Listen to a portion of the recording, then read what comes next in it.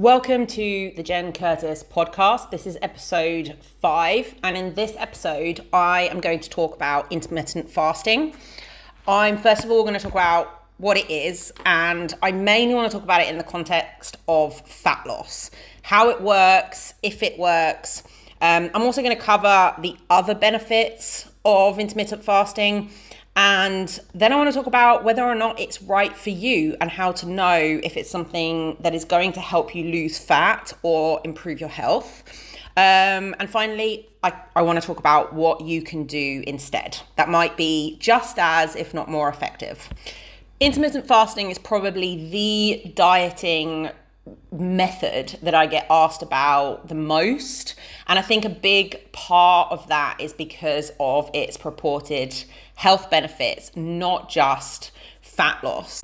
So let's get into it. What is intermittent fasting? Intermittent fasting is a dieting protocol where you fast for part of the day. That is called your fasting window. And then you eat often quite normally in the remaining part of the day. That's called your feeding window. There are lots of different suggested splits between your fasting and feeding window and different protocols. But I think first of all, it's really important to point out that all of us, or almost all of us, do some kind of intermittent fasting just by default, right? Like you go to bed, you have your last meal of the day, you go to bed, you don't eat anything until your breakfast. So that is a fasting window. For many of us, it might be 8 hours. For some of us, it might be 10 or even 12 hours. So we're already, automatically spending half of our day or almost half of our day fasting, or at the very least, a big chunk, quite a few hours where we're fasting and we're not actually eating. And that's obviously the meaning of breakfast, right? It's breaking the fast. For anyone who didn't know that little tidbit about the English language. So intermittent fasting is mostly about kind of stretching that fasting window so that it's longer. The most common protocol is 16-8. So you fast for 16 hours and then you have an 8-hour feeding window. So this might look like having your last meal at 8 p.m. at night. And then what would that be? So then 16 hours later would be 12 p.m. the next day. So instead of having your breakfast, at 8 a.m. or, in the morning hours, you would get up and not have breakfast and keep on fasting until 12, until you finish that 16-hour fasting window. There's some debate as to whether or not coffee is allowed in these fasting windows. Almost everyone accepts water. But most people say, black coffee's fine, but not to have coffee with milk because that has calories in it. And then in the remaining 8 hours of the day from 12 till 8, you would just eat normally, or you would split your meals, like, you'd have a 12 o'clock lunch, afternoon snack, and then 8 p.m. dinner. Some people are a lot more extreme and recommend doing much bigger fasting windows. There's something called, and obviously there's every single variant of that, but there's one diet in particular that's called the warrior diet, where you fast for 20 hours and then you have a 4-hour feeding window. And more recently, we've seen a lot more of a certain iteration of this called OMAD, or OMAD, 1 meal a day, where people fast literally for the whole day, every single day, and then just have usually an evening meal every single day, a really, really, really big meal. And they don't eat anything. They don't ingest any other calories for all of the other hours of the day. And then obviously there are some variants that recommend doing like extended fasts, sometimes a 24-hour fast, or even a 3-day fast or a week-long fast. It gets pretty crazy sometimes. Obviously, intermittent fasting is really, really popular. It has been for a number of years. And if you go down the rabbit hole of intermittent fasting, you'll find a lot of people who just absolutely sing the praises of intermittent fasting. It's the best thing since sliced bread. It's helped them lose loads of weight. It's helped them improve their blood sugar levels. It's helped them transform their health, lots of other things. So the claims can sometimes be really quite wild.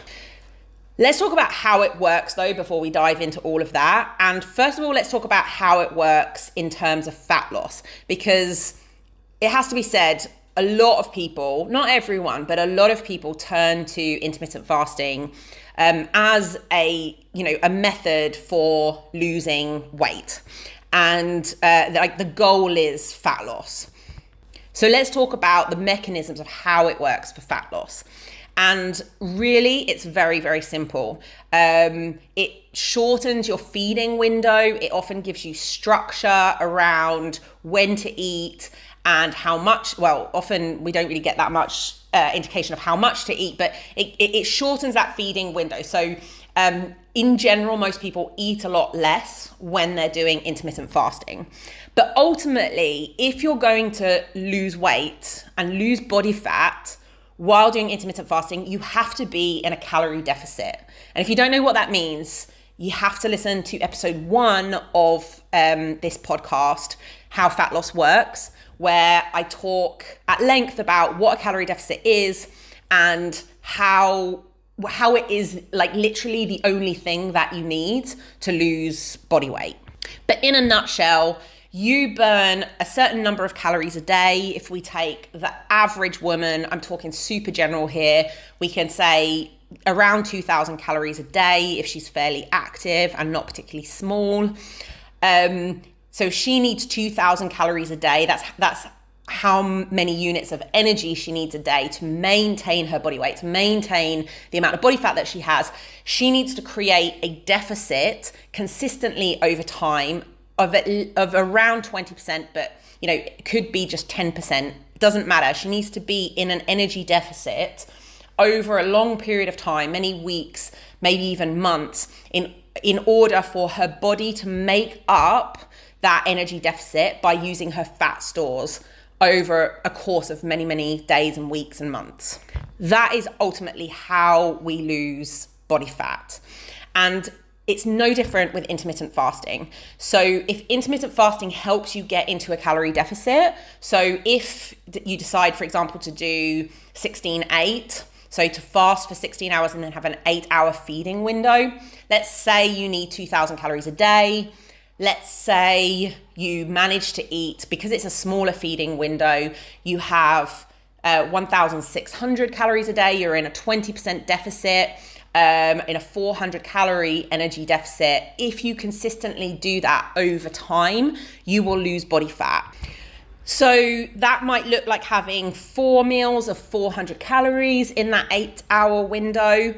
And it might be having 3 meals of 2 of 500 calories and 1 of 600 calories.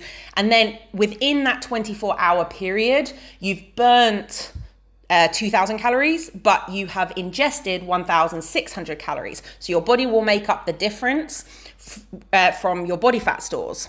This is a really important thing to understand about being in a calorie deficit in general, is that it's about what happens over a 24-hour period, right? So I'm going to make a future podcast on, burning fat through HIIT workouts, for example. It's irrelevant what times of day you're burning more energy. You can't sort of burn more fat because you were doing like a HIIT class in the morning or whatever. It's about how much energy you need over that 24-hour period. And remember, you're burning calories, you're burning energy, even when you sleep, something like 60 calories an hour. So over the entire 24-hour period, there's a total amount that you will have burnt. And if you ingest less than that in that 24-hour window, you will use some body fat to make up the difference. It's only a 400 calorie difference, so you have to, over many days and weeks, maintain that 400 calorie energy deficit in order to use any significant amount of body fat. But here's the kicker. You can fast for 16 hours, right? It's, you ate at 8 p.m., it's now 12 o'clock.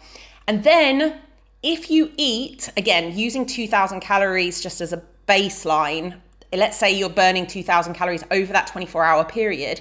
If in your 8-hour window you eat 2,100 calories, you are in a calorie surplus. And over time, you are going to gain weight / body fat, right? So even if it's only a tiny surplus every single day, over many weeks and months, you will gradually gain body fat.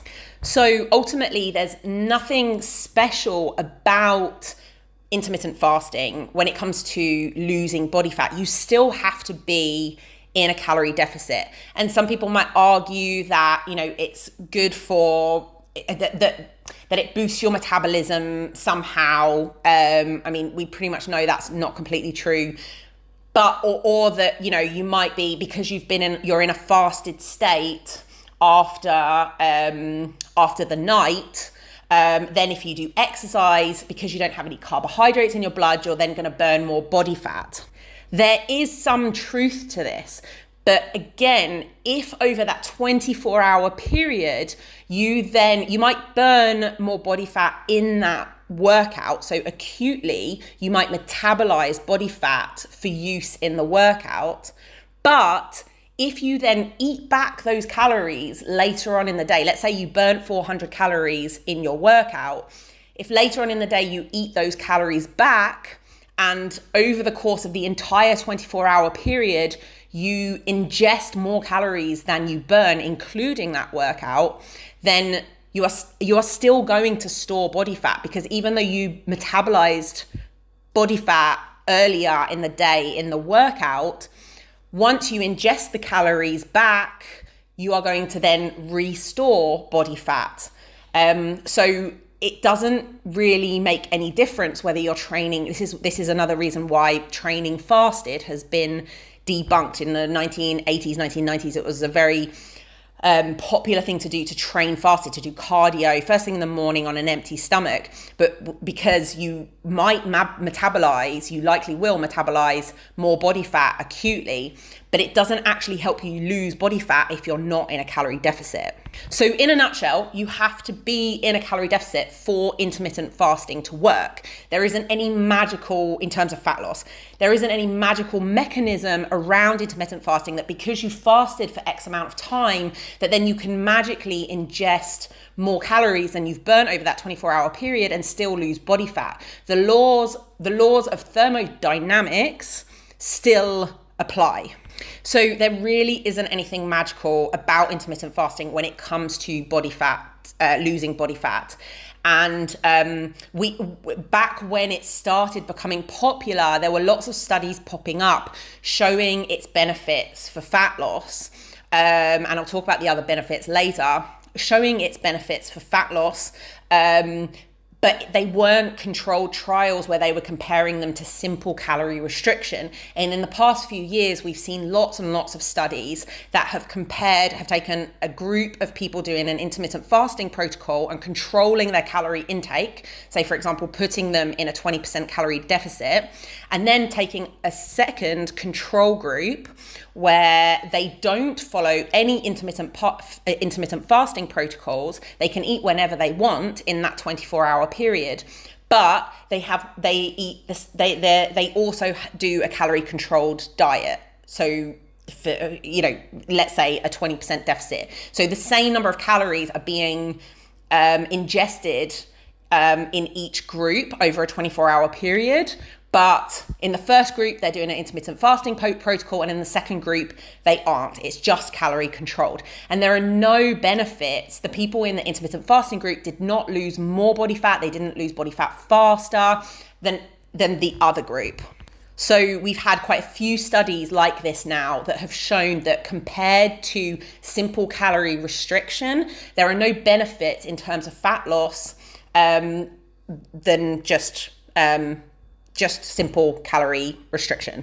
I recently heard someone say, someone who was doing intermittent fasting, where it was like 11 o'clock. So they're like 15 hours into a fast, and they're at work and their stomach's grumbling and they're starving hungry. And someone said to them, that's really good. That means that you're burning fat. Like the hunger is an indicator that you're burning fat. And this is a myth that's in the not just in the intermittent fasting community, but in the dieting community in general, is that you need to be hungry or to be losing weight, or that being hungry is a sign that you are burning body fat. And this is not completely true. Again, if you're starving hungry because you haven't eaten for 15 hours, you might be burning a higher proportion of your calories from body fat. That might be true.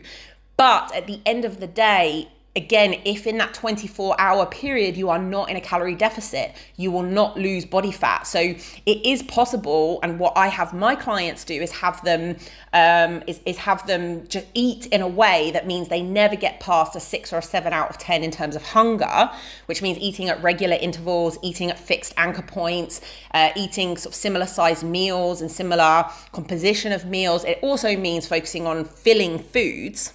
And it is possible to lose a lot of weight without ever really being hungry. And in fact, it's actually better for us to lose weight that way, because when we never get past a certain point in terms of hunger, once you get past a certain point in hunger, you kind of get this residual hunger that you can't get rid of. And that's when you start sort of scoffing and you lose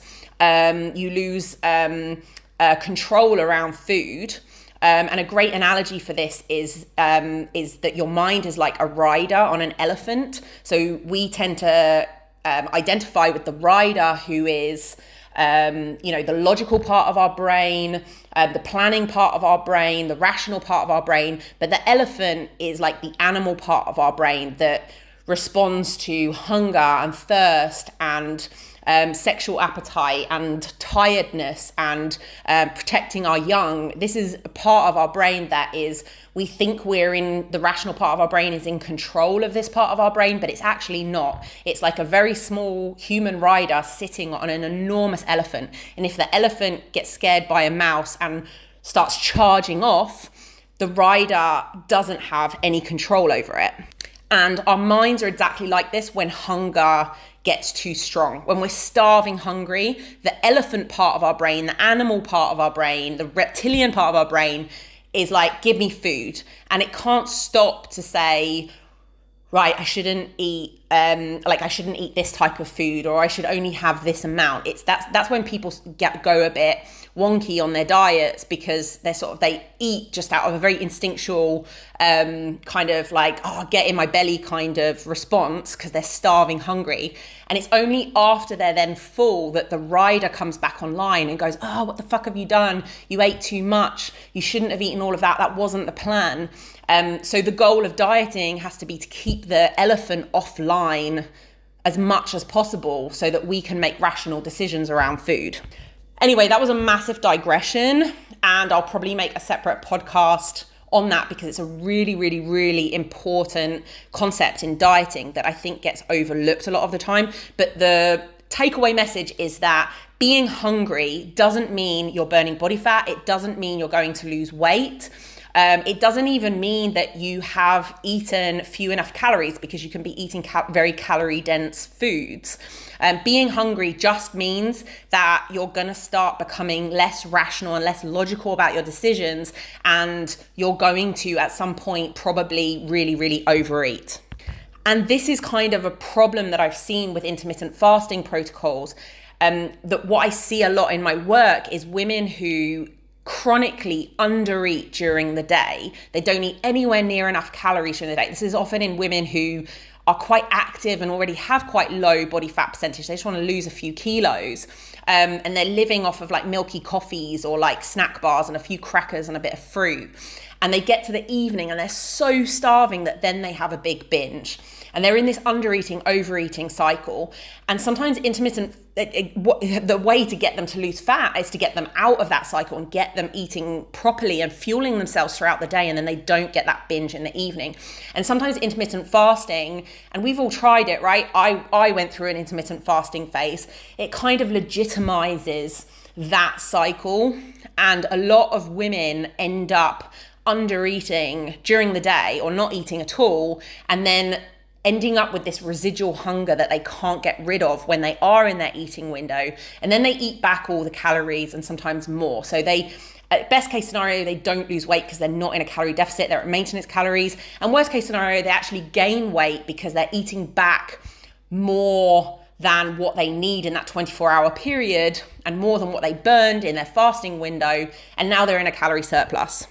Okay, but what about the other benefits? Because a lot of people talk about it being better for concentration, or it being better for blood sugar levels, or it being better for all kinds of things.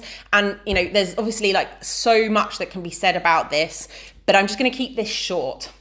Again, when intermittent fasting started being a thing and started being studied, it showed that compared to a control group who was just eating whatever they wanted, it did appear to have a lot of different health benefits, the same as having fat loss benefits, because people were in a calorie deficit.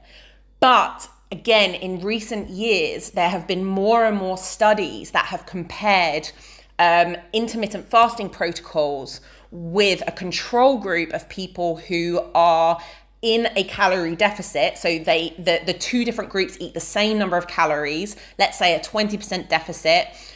So one group is intermittent fasting at 1,600 calories or a 20% deficit, and the second group isn't intermittent fasting, just straightforward calorie restriction, spread out however they want in that 24-hour period.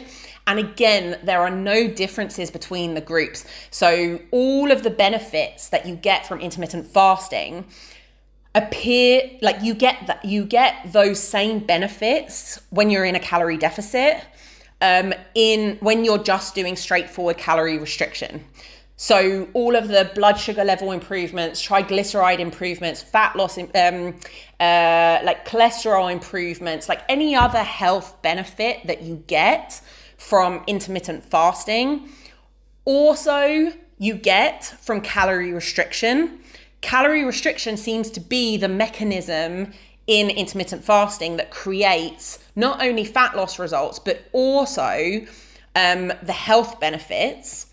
But also losing body fat improves all of these health markers as well. Obviously, there's a cutoff point, like below about 20% body fat, 18% body fat, 17% body fat for women. It's no longer healthier and it starts to be detrimental to your health to lose more body fat. And for men, about 7 to 10% body fat, it starts becoming detrimental to your health. But up to that point, losing body fat is healthy for you and improves every single health marker going. So that's the main takeaway, is that there is no advantage to doing a intermittent fasting protocol for your health other than, that you don't get from a simple, straightforward calorie deficit, calorie restriction. And also in terms of concentration and energy, which is another more anecdotal thing that I hear a lot, that people get improved from intermittent fasting. When you do calorie restriction, and I know restrictions, I'm using the word restriction on purpose because it's kind of become a dirty word and I don't think it should be. But when you do straightforward calorie restriction in the right way, making sure that you're not hungry, eating the right amount of food for your body and for your energy expenditure, and eating at regular intervals and eating healthful, nutrient-dense foods, people also get improvements in concentration and in energy levels. And I see this so much on my online coaching program, where people come into it thinking, oh, fuck, I'm starting a diet. Soon I'm going to feel really shit. I'm going to have really low energy. I'm not going to be able to focus on things. I'm going to be hungry all the time, because that's what dieting is for them. But then when you do it the right way, they actually feel better in a calorie deficit. They actually feel more energy. Their workouts go better. They feel less bloated. They feel less heavy. They have less brain fog. They have better concentration. Why? Because a small amount, a sensible amount of calorie restriction, actually, it seems to be healthy for us. And there's some sort of, maybe some explanations that are difficult to prove, but in evolutionary purposes, it makes sense that we would have more energy when we are ingesting fewer calories, because we would be wanting to have more energy to look for more calories, to hunt, to gather, and to do more things. And it's also backed up by the fact that, if you eat a really heavy meal, Do you feel a burst of energy afterwards? No, you don't. You feel really, really tired and sluggish and you want to go and have a nap. That phenomenon is called postprandial somnolence. Once your body's full of food, you go into rest and digest mode and you want to chill. You don't want to have loads of energy. You want to just rest and digest. Whereas if you're slightly short of calories, you're going to want to get out there, like, into evolutionary terms, and look for more calories. And this is also anecdotally what a lot of people report when they do, especially when they do extended fasts, is that they find they get a lot more energy and a lot more concentration. And the explanation seems to be that in evolutionary terms, if you haven't eaten for 3 days, you would want to have more, it would be beneficial to have more energy to go out and hunt and gather and find those calories. So anecdotally, it does seem to have that energy boost for some people when they're doing, especially when they're doing extended fast, but sometimes when they're just doing it within, a 16-hour window or something. And a lot of the OMAD community, 1 meal a day community, also report that kind of energy boost, and it might be for those reasons. So then I think the important question is intermittent fasting right for you? Because at the end of the day, there are lots and lots and lots of different dieting protocols. The one thing that you need for fat loss to occur is a calorie deficit.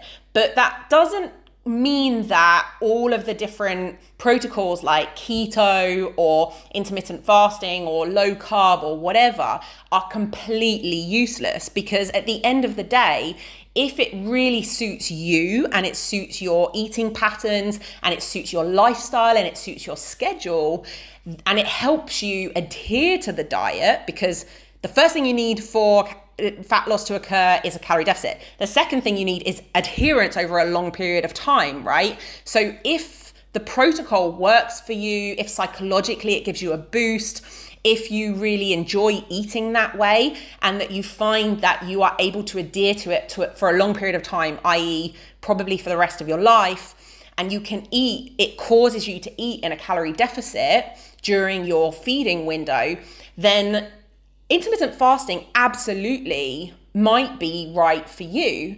And there are people who thrive on it and find it really, really good for them. I know a couple of people who do OMAD, 1 meal a day, and they feel fantastic, and they're the lowest body fat they've ever had, and it really, really works for them, and they don't get hungry the rest of the day, and it all sounds fantastic.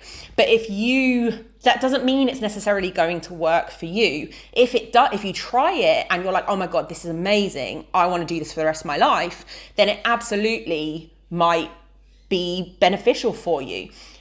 But if you do it and you're so hungry that you can't concentrate, or you stand up and you get lightheaded, and you just think about food all day long until the end of your fasting window. And then when you get into your fasting window, you then eat back more calories than you burnt in that 24-hour period. It's not going to be good for you. It's not going to help you lose fat, and it's not going to improve any other marker of health.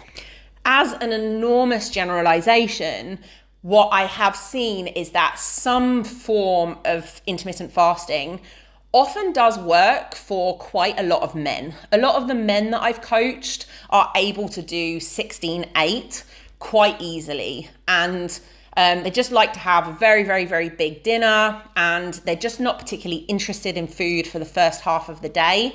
And I've worked with a few men who have lost a lot of weight doing that. Who've gone from being obese to, really being quite, to really losing sort of like 20 kilos, something like that.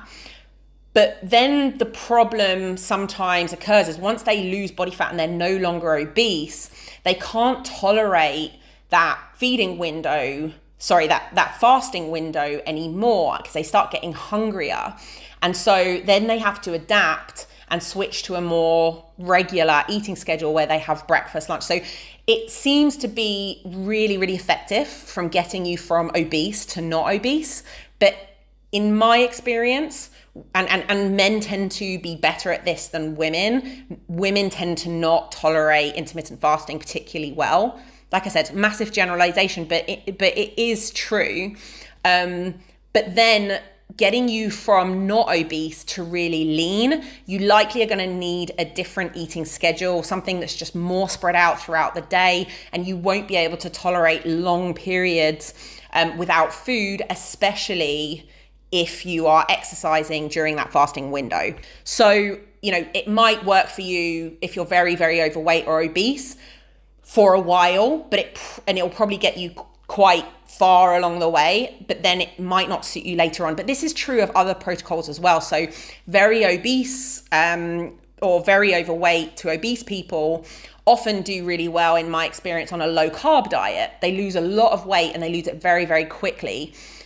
But once they get to the point where they are no longer overweight, they're a healthy weight, if they want to continue losing weight, low carb doesn't work anymore. Low carb often doesn't work for people who have very low body fat percentages, or quite low body fat percentages. I'm talking like under 30% for a woman, under 20% for a man.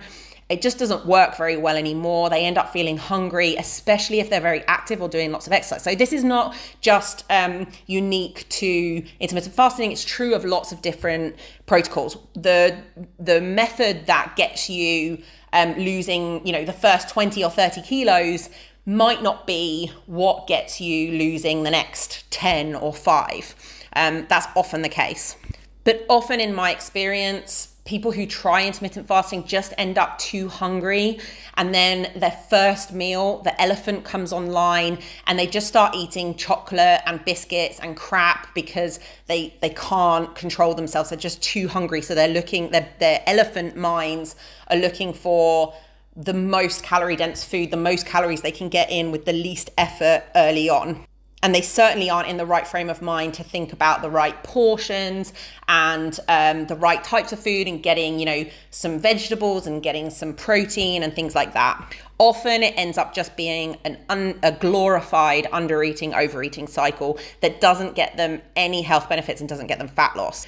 But I always say to my clients, especially if someone wants to try something, let's try it. The only way you're going to know is if you try it, and let's just approach it with whether it's something that I've suggested or something that they want to try. Let's just approach it with the spirit of curiosity and see if it works. And if it works, cool, let's keep doing it. And if it doesn't work, throw it in the bin, try something else.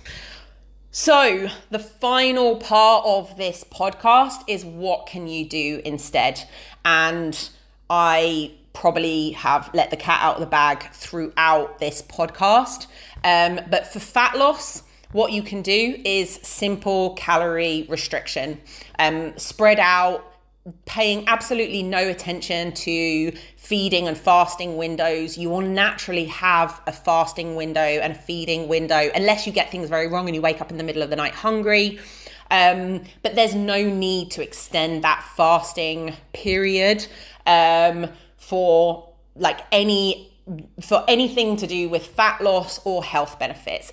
If you have body fat to lose, simply getting in a calorie deficit and restricting your calories, simple, straightforward calorie restriction, is going to get you the same benefits as doing it under an intermittent fasting protocol. It's going to help you lose body fat, and the losing of body fat is likely what gives you all of the other health benefits, like improved glucose tolerance, lowered cholesterol, lowered triglycerides, lowered blood pressure, etc., etc. What about in terms of doing an extended fast? Likely it's just like detoxing and, all of those other things, that there isn't any real benefits to it. But I've never done extended fast myself, apart from for religious reasons, on religious days, doing like a 25-hour fast. Because my husband's Jewish, I live in Israel, and many of you might do that. And you might, what I experienced on those days is sort of like it's really, really, really hard. and you feel really hungry and you feel really shit. But towards the end of the day, you start to feel better, you start to have a clearer mind, you start to have more energy, and there's something in it that feels really, really like it's kind of like running a really long distance, or any other sort of performance goal. It feels like this real achievement, and eating afterwards is incredibly pleasurable when you're really genuinely hungry, and I think that it can have real personal and social and spiritual benefits when used in that kind of context. And I think also, we live in a world of comfort where, we never have to get uncomfortable. We never have to get too hot. We never have to get too cold. We never have to exert ourselves physically. We never feel bored. We never feel hungry. And so I think there is a kind of an element to extended fast in particular, but also even just in a 16/8 or on a daily context, that feels like a real achievement and feels like you're doing something really hard, and it's uncomfortable, and it gets you out of your comfort zone. It gets you to understand what hunger really is. And in that sort of more personal, spiritual sense, I think it's really cool, and it's not going to kill you, and it's definitely worth doing every once in a while, whether it's in a spiritual context or something else. But I do think we tend to overinflate the long-term health benefits of doing something like this. But I'm a big fan of getting uncomfortable, whether it's cold water exposure, saunas, experiencing some hunger and realizing you're not going to die, all of those kind of things, doing a hard workout. I think there is real benefit, psychological and maybe spiritual benefit to that. So that's it. That was podcast episode 5, my deep dive into intermittent fasting. I hope you enjoyed it. Let me know what you think in the comments below.